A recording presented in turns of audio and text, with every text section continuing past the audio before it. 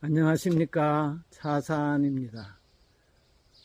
최근 보도를 보니까 7월 1일부터 고등군사법원이 폐지되고 형사사건은 서울고등법원에서 항소심을 담당한다고 합니다.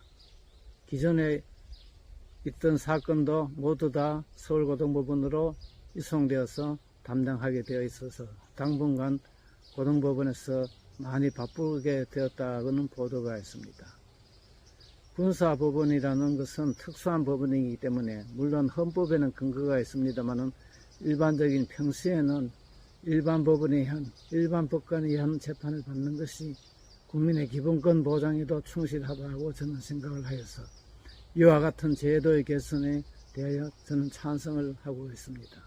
앞으로 군인들도 이와 같은 제도의 개선에 따라서 인권 옹호에 더욱더 많은 진전이 있기를 바랍니다. 제가 군대를 다닐 때는 1975년 사법연수원을 수료하고 동기생 34분과 같이 훈련을 받았습니다. 처음에는 육해공군 구별 없이 논산훈련소에 모여서 훈련을 받기로 되어 있었는데 예정이 바뀌어 광주 보병학교로 다시 가서 그곳에서 4개월간 훈련을 마쳤습니다.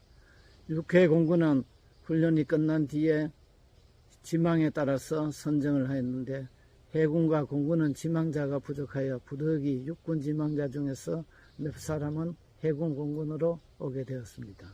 저는 당초 공군 법무관을 지망하였기 때문에 대구에서 3년간 근무하게 되었습니다. 나중에 후배들의 이야기를 들어보니 그때는 공군 법무관이 가장 인기가 있었는데 선배님은 어떻게 공군을 가게 되었냐고 물어봐서 제가 갈 때는 공군이 별로 인기가 없었다고 하고 서로 웃은 적이 있습니다. 공군은 대구에서는 2개의 큰 부대가 있어서 지휘관에 따라서 군사법원이 따로따로 설치되어 있었습니다. 그때 당시만 하더라도 지휘관은 자기의 부하에 대한 처벌권을 가지고 있어야 군 지휘가 원활하다는 생각을 하였기 때문에 그와 같이 지휘관에 따라서 군법회의 즉 군사법원이 설치되었던 것입니다. 그러나 그 뒤에 1차적인 군사법원의 개혁이 있어서 1심 군사법원은 많이 통합된 것으로 알고 있습니다. 이제 2심마저 일반 법원으로 이관되었기 때문에 앞으로는 많은 인권 옹호가 되지 않을까 생각을 합니다.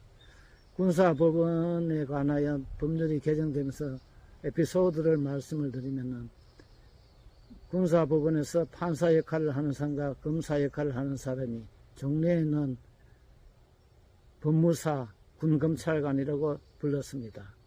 그런데 법무사를 군 판사로 이름을 바꾸니까 법무사라는 이름이 더 이상 필요가 없게 되었습니다. 그때 당시 등기 업무를 담당하던 사법서사협회에서 재빨리 사법서사라는 이름을 법무사로 바꾸자고 하여서 사법수사법이 법무사법으로 바뀌게 되었습니다. 이제는 사법수사라는 이름은 아는 분이 별로 없고 법무사라고 하면은 의뢰의 등기 업무를 담당하는 전문 직업인으로 가르치는 것으로 모두 다 이해하고 있습니다. 아주 옛날 이야기입니다만 지금 회상해 보니 정말 감회가 새로운 이야기입니다. 감사합니다.